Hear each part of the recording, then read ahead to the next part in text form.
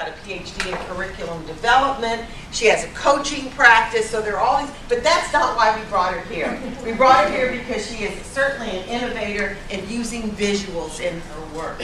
Her clients are in the corporate world, nonprofit sector, and in government. She's worked for I wrote these company names down because I never remember them. She has worked for Ford, Novartis, McGraw-Hill, Turner Broadcasting, and then in the nonprofit, the government sector, the New Jersey juvenile justice system. And her work has spanned the globe, from Singapore to Switzerland, from Australia to the Americas. And we have her right here in Garden City today. And so I'm very excited about it, and I'm happy to present Jill Greenbelt. Thank you. Thank you so much, Anne-Marie. It was wonderful. What a great beginning. I'm so delighted to be here with you this morning. One of the things I'd like to start with, and you've already seen that this is where we'll be going, and you know that's what we're about, I'd also like to be able to know each of your names. So on every table, there's some 8.5 by 11 paper. So this is your first activity of the morning. It's creating a tri-fold piece of paper that will stand up all by itself. I know, come on, you have coffee, you can do this. If you just fold it in thirds, you can put your name on any one of the thirds. I just folded the paper in thirds. I'm already behind, look. No, certainly not. Okay, I just folded the paper in thirds and it's going to stand up just fine. So let's talk a little bit. I want to find out what you know about visual practices. You might have seen, and I have a number of resources over on the table, over by the food. You'll be able to get up and take a look at those later. You might have seen Dan Rome's book, drawing on the back of a napkin. There are all kinds of great books out there. Infographics are all over the media. I'm wondering what you know about visual practices. So I'd love to hear from anybody, everybody. And if you know nothing, that's okay too. That's part of the reason that you're here. Yes. I work in a community-based organization where we provide a lot of services, including therapy. And what we know, obviously, is that many people are visual learners, right, but yet our work is really through talk. Uh-huh. And we don't always take the opportunity to include the pictures, the drawings and stuff, unless we know we have an artistically talented client in front of us. Right. So I'm curious to see how we can bring that in better. Oh, absolutely. All right, Dan, I'm going to ask you about your intention for being here today. All right, what do you hope to gain during the time that we have together? And so take a minute to think about it. I want to absolutely hear from everybody in the room. So I know I'm going to put it up here, and so you're going to see me doing some of this at the same time as we're talking about it. So start to think about what you want to gain.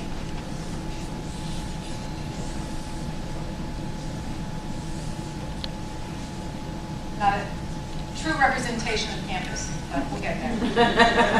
Just put a lot of cars. Absolutely, well done, absolutely. And no cars.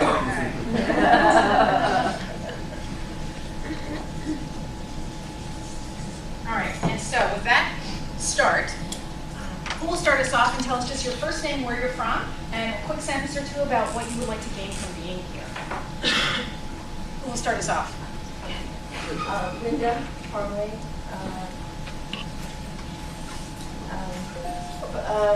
from Long Island. And I want to give you the ability to organize my thoughts, because I think visually, and people know me, I'm always doodling, but to learn how to do this in an organized way and know the perfect picture to describe what is in my head.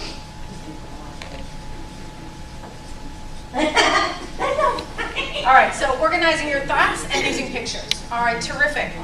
Anne-Marie, did you want to go next? Yeah, I find it hard to do what you're doing now and talk. Uh-huh. And I know I talk too much. So I just want to figure out how you can do both. Does that make sense? It does make sense. Talk and draw. Talk and draw.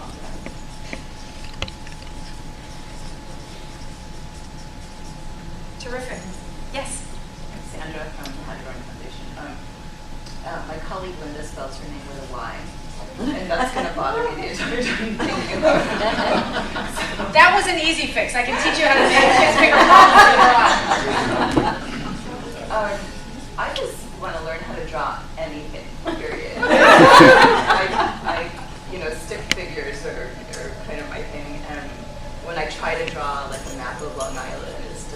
this, and so it just, anything would help. Okay, we're setting the bar a little low there. So we might put a number to that, like draw 12 new things or something like that. Okay? Does that seem like a stretch of a bit? 3 new things. Oh! All right, that is more engaging for them. Thank you. Sure, go ahead, we'll go over here and then we'll come back over here. I'm Richard. I do some consulting here at the center, nonprofit center. So do a lot of work with boards as well as with staff. And I've never gotten beyond the written word or the spoken word. Though I must say I'm envious of people who are good at the visual presentations. Okay. And I really would like to learn how to do some of that stuff. Okay. I have a hunch too that visual enables all people to, at various levels of, let's say, sophistication. And that's when you're dealing with a board or even with levels of staff, you got people with different sets of skills, backgrounds, and all that. Yes. And the written word requires perhaps sometimes things from people that they don't have Yes. in terms of knowledge or understanding. And visual, I think, is a great way of breaking through that. Right. And so when you talk about gaining from this, are you talking about gathering or gaining the drawing skills, gaining the listening skills? Both, I'd say both.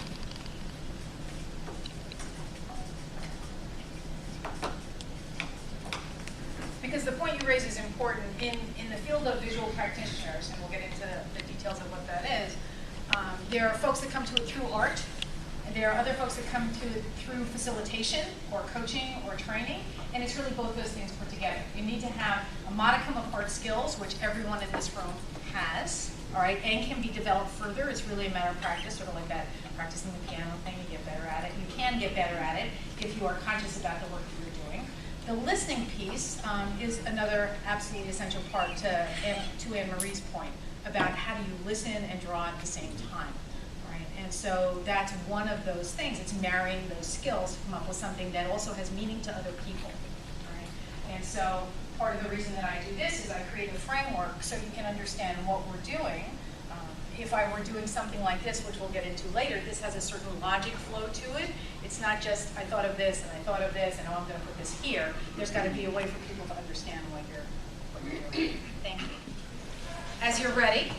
All right, so you'll either do it at your table, or I'm going to demonstrate for the folks that are here in just a tiny space. So there's plenty more room. Grab a thick marker from the table. All right, so the first thing you're going to do is you're going to make a series of at least a dozen straight lines. So for those of us up at the wall, you're going to use your whole body. And it's like you're dropping a straight line like this. So you're going to do this. Yeah, do 12. And so use that whole arm.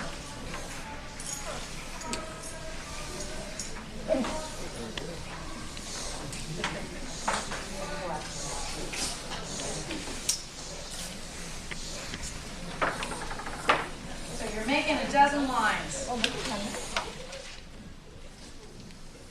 Okay, next we're going to do lines that go horizontally. So once again, your big arm movements. Okay, be careful of people near you. Okay, and you're going straight across, and you'll be amazed how straight they are. Look where you want to go, not where you're starting.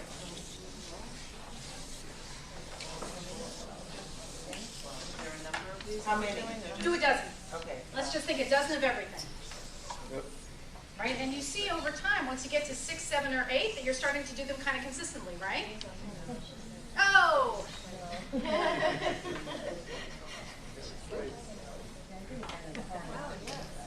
So the next piece is you're going to make circles, all right? And you want them to be as consistent as possible, all right? So make at least 20, all right? So you're making circles.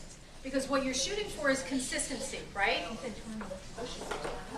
She did say 20, I know, she said 12 before. I thought circles take a while to get consistent. Nice. Nicely done. No worries, look at that.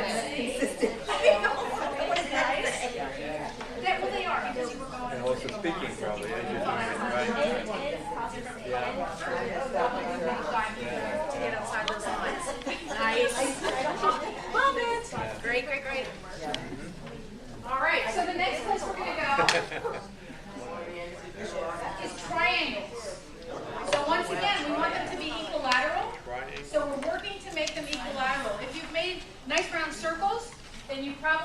just put your triangle right in a circle.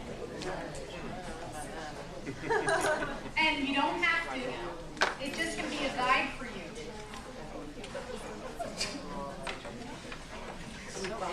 Just to gather your attention, because I know you're in many different places. Do you have any questions? Because the place we're going to go next is I'm going to provide you with a number of different examples. There is sometimes more than one on a card. I'll put various examples on the table for you to start to draw, get some practice drawing these things. All right? You can also pick maybe one of the books from over there and bring a book over and draw from one of the books. So I would suggest too that if you don't like the selection, if it's not big enough for you at your table of things to draw, go visit another table. When you're you could put it either on the back of the paper that you've been drawing, or you can grab another piece of the large paper, or I also have some more smaller paper. Or you can stay on the wall. Yeah. Oh, we're going to try and mimic this. So take the next 15 minutes to do at least 10 different drawings. Wow. 10, because we got to get up to 12, right? Because we have to help Sandra out, isn't that One thing I agreed to that contract. So I will help you if you want any help. It's upside down or not. 12 different drawings? Yeah, me too. That's intimidating. Never done anything like that. It's a little liberating. Yeah, it is.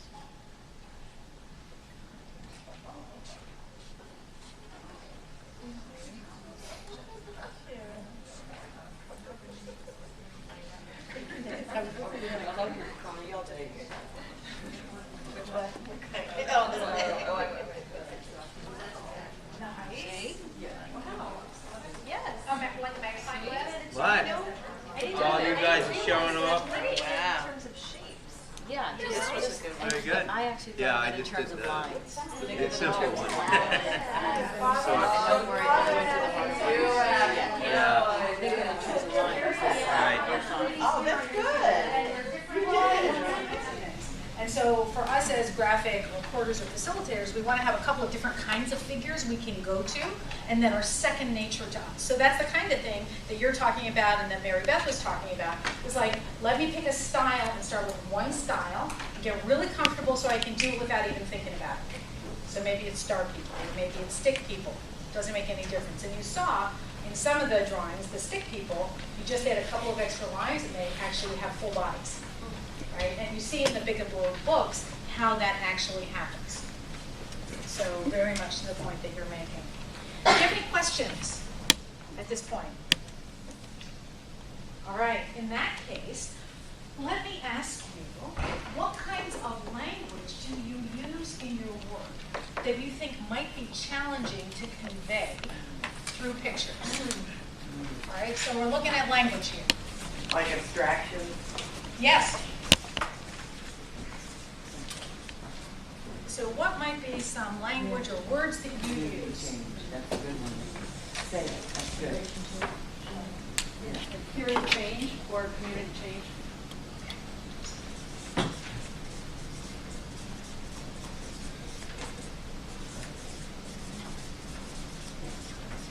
Social justice.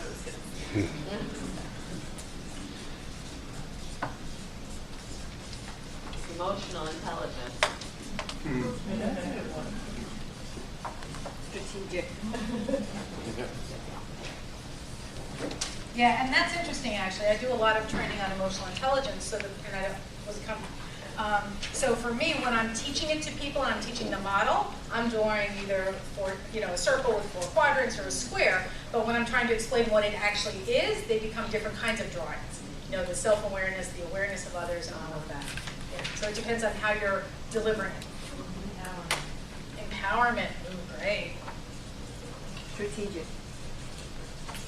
Appreciative inquiry.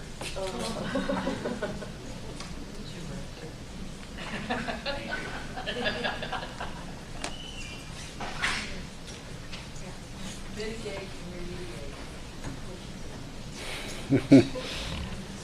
Strategy. I just said that. Strategic.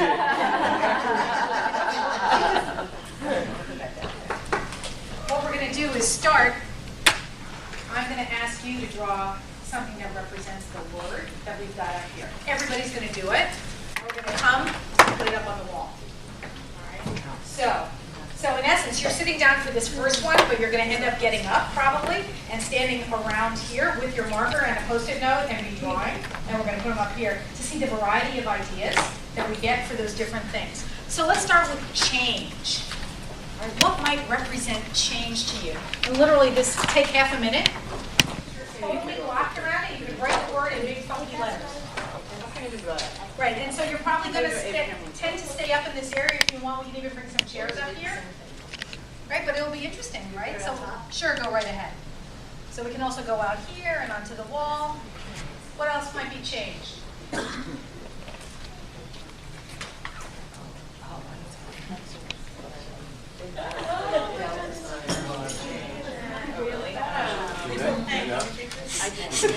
Oh, nice. Cheers. That's the world I want to see it.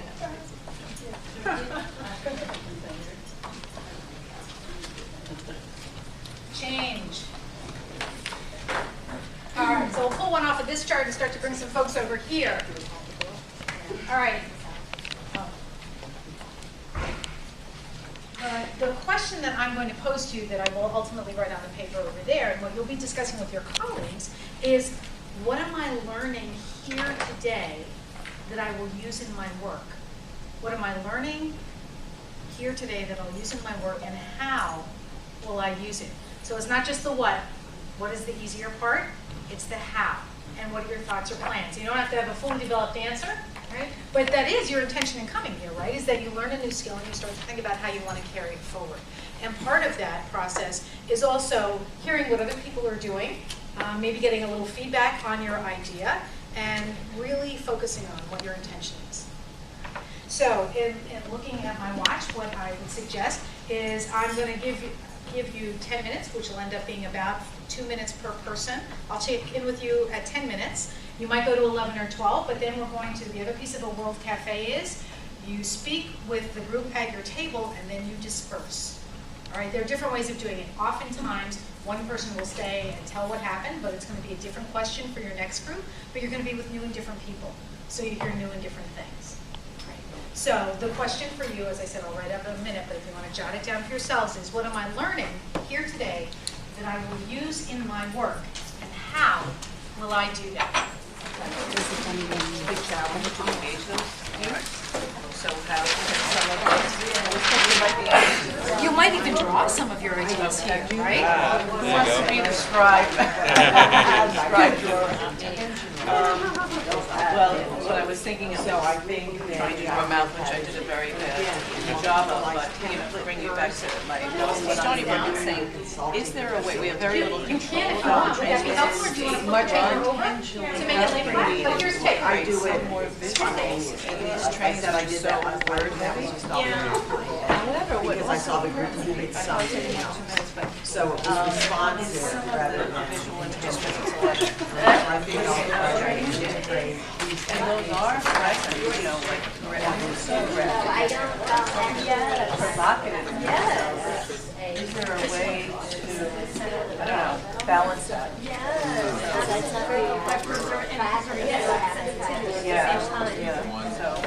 so, Is it that oh, that's a good question. well, no, just that in the Boston law.